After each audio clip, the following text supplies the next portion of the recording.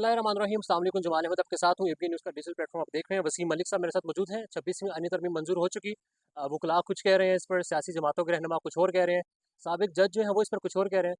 Court reporter इस तरमीम को क्या समझते हैं, इस तरमीम के बाद वाला जो आना मंजरनामा होगा उसको किस तरह से देख रहे हैं, और फिर इस वक्त इस तरमीम का जो मकसद है वो क्या समझ आ रहा है, और फिर बेसिकली जो कंट्रोल करने के हवाले से बात हो रही है जुडिशरी को, क्या जुडिशरी सियासी जमातों के कंट्रोल में जा चुकी है, पार्लियामेंट के कंट्रोल में जा चुकी है, या फिर जो एक टसल चल रही थी कि अदलिया फिर इदारे और दीगर बहुत सारी चीज़ें हो रही थी, उससे पर बात करें। वसीम भाई वालेकुम। सबसे पहले तो 26वीं तरमीम हो चुकी है। कल बिलावल साहब ने बड़ा एक तंजिया कहा था मतुल्लाह जान साहब को, जी आपको मुबारक हो, आपकी सारा कुछ हो गया। तो आपका भी मुझे लग रहा है कि 25 को रिटायर होना है। हमारे काई साहब ने वो पुरानी एक जगह थी जहाँ पर आपको बुलाया था, दोबारा जाने का इरादा है? अच्छा, वो दोबारा आते हैं नहीं ख्याल में, अक्सर अब भी आते हैं लेकिन हम वहाँ मौजूद नहीं होते उस वक्त। तो उस दिन लकीली मैं आ चुका था तो वो इंटरव्यू हो गया। बहरहाल देखिए, अब ये 26वीं आईनी तरमीम का जो मामला है तो ये आज से प्लान नहीं है। ये आपको माजी में जाना पड़ेगा। 9 अप्रैल 2022 हुआ। उसके बाद पीडीएम की गवर्नमेंट आई। पीडीएम की गवर्नमेंट में हमने देखा कि इन्होंने इलेक्शंस लेट करवाए। कहीं ना कहीं अगर उस पूरी रजीम को, इस्टेब्लिशमेंट को कहीं से कुछ मुश्किलात का सामना था तो वो जुडिशरी में से कोई ना कोई जज, कभी ने फौजी अदालतों के केस में यहाँ सुप्रीम कोर्ट के 5 जजेस, कभी इस्लामाबाद हाई कोर्ट के जजेस, तो इसी तरह इक्का दुक्का कहीं ना कहीं जुडिशरी से एक आवाज़ उठती थी इस्टेब्लिशमेंट के खिलाफ। इस मुल्क की पार्लियामान ने और इस मुल्क की सियासत ने इस्टेब्लिशमेंट के सामने तो खुद को बहुत पहले से सरेंडर कर दिया था।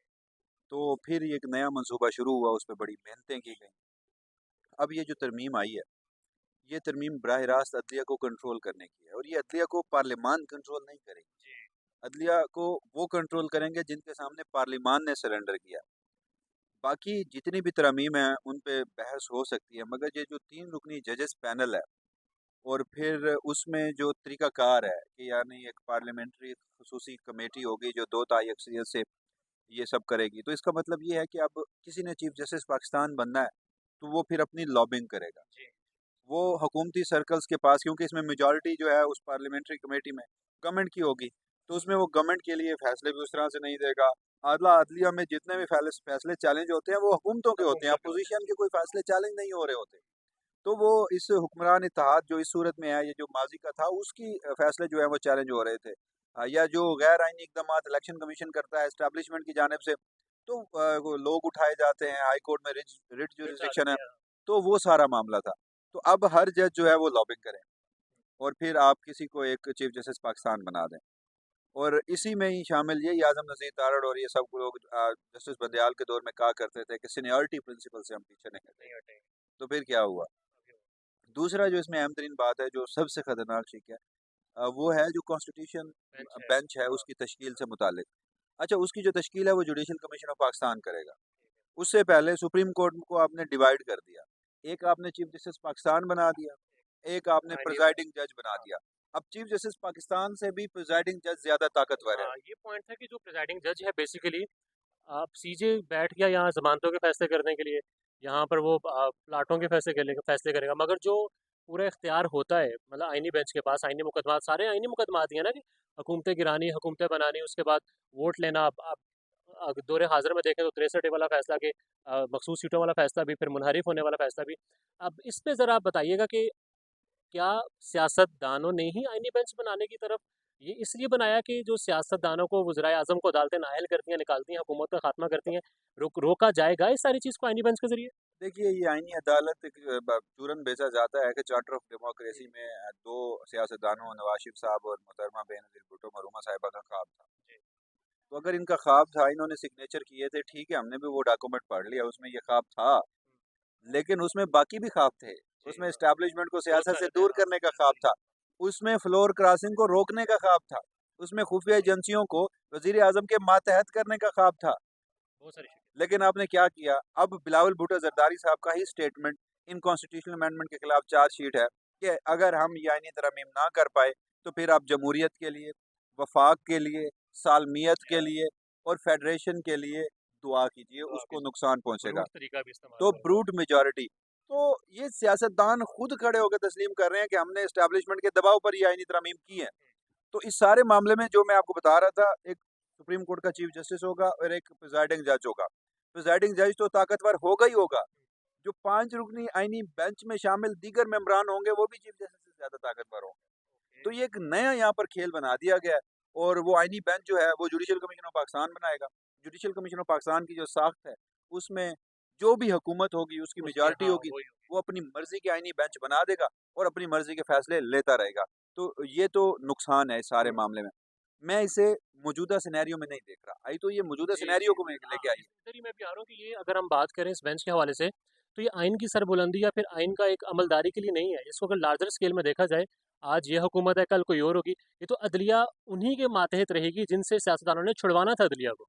देखिए आइन के जो फंडामेंटल्स है ना कुछ, उसमें जो सबसे बेसिक है, जिसकी एसेंस पे आपने पूरा आपका जो आइन है, जो आपका दस्तूर है, आपने उसके ऊपर वो जो एक ईंट है जिस पर आपने ये इमारत कायम की है, वो है ट्राइकोटमी ऑफ पावर का कॉन्सेप्ट, अख्तियारात की तकसीम का कॉन्सेप्ट। यानी जो हमारा इस वक्त निज़ाम रियासत है उसके कुछ बुनियादी सतून है।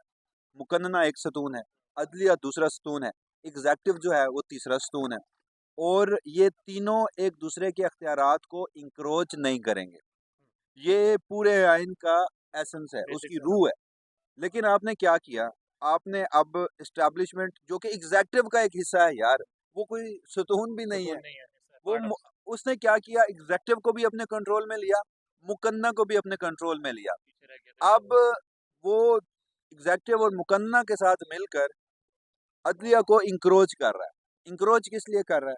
ताकि वो अपने पॉलिटिकल मोटिव्स हासिल कर सके, पॉलिटिकल ऑब्जेक्ट्स हासिल कर सके। तो ये इंतहाई खौफनाक बात है। ये आपने दुरुस्त कहा। देखिए आज वो घड़ी की सुइयाँ यहाँ जी, पलटते ऐसा ही है। वक़्त नहीं लगता। आज इस वक़्त पीएमएलएन को ये फ़ायदा देगा, पीपल्स पार्टी को ये फ़ायदा देगा, कल को कोई और सियासी कोई और जमात जमात आ पीटीआई आ सकती है। सकती है। तो इसमें तो आपने सिर्फ़ एक चीज़ की है कि हुकूमतें बदलती रहेंगी, हुँ। एस्टैब्लिशमेंट मज़ीद से मज़ीद मज़बूत होगी, सियासत में उसकी मुदाखलत बढ़ेगी और वो कुछ जजेस जो आईन और कानून के मुताबिक फ़ैसला देना चाहते थे, आपने उन्हें बाँध दिया। मैं ये समझता हूँ कि ये जो आईनी तरमीम है, यहाँ पे हमने देखा एलएफओ, पीसीओ बहुत ये सारे आए, डिक्टेटर्स लेके आए, जजेस ने उनके ऊपर हल्फ लिया और आज वो तारीख में किसी अच्छे अल्फाज में नहीं नहीं आते। जाने जाते। तो ये जो आईनी तरमीम हुई है, तो मैं ये समझता हूँ कि अब सुप्रीम कोर्ट ऑफ पाकिस्तान और हाई कोर्ट के जजेस का इम्तिहान है कि अगर पीसीओ के तहत कोई डिक्टेटर आपसे हल्फ लेता था, तो ये आईनी तरमीम जो है, ये ब्रेन चाइल्ड किसका है? ये जी, इस्टेब्लिशमेंट के आला ओहदेदारान का है। ये सियासतदान खुद बता चुके हैं। Trichotomy of power, independence of judiciary, fundamental rights, इन तीनों के खिलाफ है। तो अब इनके ऊपर ये पूरा एक ओनस आ जाता है कि क्या ये अगर इन आईनी तरमीम के ऊपर काम करेंगे, तो मेरे नज़दीक ये पीसीओ के तहत ही काम करें। बिल्कुल लास्ट में ये बता दें, हम सुना है जजेस इकट्ठे हो सकते हैं, जजेस कुछ कर सकते हैं। काई साहब ज़ाहिर है सुप्रीम कोर्ट ऑफ पाकिस्तान के चीफ जस्टिस तो हैं ही हैं। बहुत सारी बातें हमारे सामने हैं, मगर इस तरमीम के बाद ज़ाहिर है उन्होंने बड़ा कहा कि वो पाकिस्तान में जमहूरियत को परवान चढ़ना देखना चाहते हैं, पार्लियामेंट को पावर देना चाहते हैं। मगर पार्लियामेंट से जो तरमीम अब हुई है वो उनके अपने इदारे पर हमला है। क्या कोई होप है कि वो जाने से मतलब 4 दिन रह चुके हैं, कुछ कर सकते हैं ऐसा कि कदरे कुछ अच्छे अल्फाज में उनको याद किया जा सके? एक शख्स जो इस फसाद की बुनियाद है, बड़ी माजरत के साथ, आपने देखा गुज़श्ता रोज़ सेनेटर वही कामरान शख्स मुर्तज़ा जिसके का एक हवाले से आपने बताया था वहाँ खड़े होकर। जी। तो वो जो क्या कहते हैं उसे, सेनेटर कामरान मुर्तज़ा, ये अगेन एक और चार्जशीट है जी, इन तरमीम के ऊपर।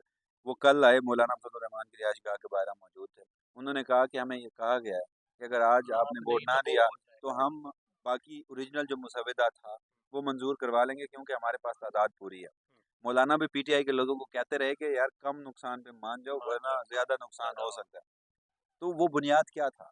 एस्टेब्लिशमेंट ने लोगों को जो डराया, धमकाया, मौलाना को, दीगर सियासी जमातों को, वो 63 ए था ना। जी, अगर डिफेक्शन जस्टिस मुनीब अख्तर का फैसला बरकरार रहता, डिफेक्शन वाला जो मामला है वो ना खुलता, फ्लोर क्रॉसिंग, लोटा क्रेसी, ना ज़मीर खुल फरोशी ना खुलती, तो मुझे नहीं लगता कि ये आईनी तरमीम इतनी आसानी से हुँ, कामयाब हो जाती जो हुई है। तो जो शख्स बुनियाद है, जो शख्स शायद अभी भी उम्मीद लगा के बैठा है कि अब एक आईनी बेंच बनेगा, उसमें मखसूस नशिस्तों का रिव्यू लगेगा, वो आईनी बेंच जो है वो मखसूस नशिस्तों का फैसला अंडू कर देगा। ये मखसूस नशिस्तें हुक्मरान इत्तेहाद को मिल जाएंगी। जब हुक्मरान इत्तेहाद को मखसूस नशिस्तें मिलेंगी तो कौमी असम्बली में 2/3 पूरी हो जाएगी।